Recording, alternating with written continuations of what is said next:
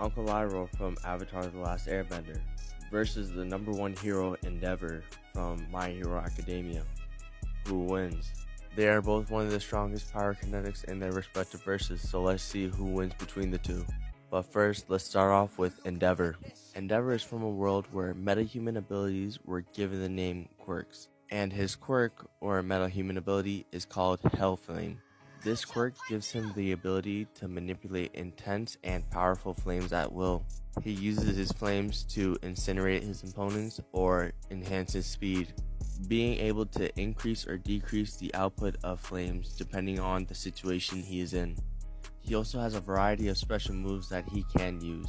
Moves like Flashfire Fist, Ignited Arrow, Hellfire Storm, and his strongest move, Prominence Burn. And on top of having a strong quirk with strong moves, he's also physically really strong. Alright, now that I've covered Endeavor, let's talk about General Iroh. Now, after Iroh lost his son, he also lost most of his hatred.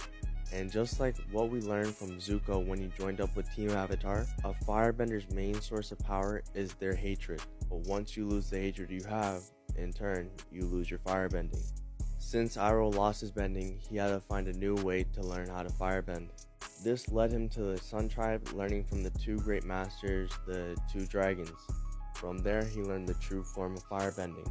Now you may wonder, why is all this important? Even before he learned from the dragons, he was still stronger than his younger brother Ozai, who is the father of Zuko and Azula and would later become the Fire Lord. And after learning from the dragons, Iroh would become way stronger than he previously was, and all this will make him the strongest firebender.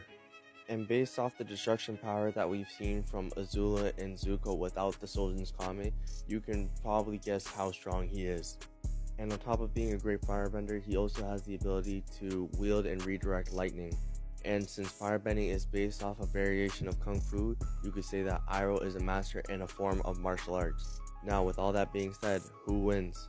Being a high difficulty battle, the one I say comes out on top is Iroh, the Dragon of the West. Now, there are a few reasons why this outcome would happen, but the main reason I say that this is the most likely is that Endeavor has a time limit.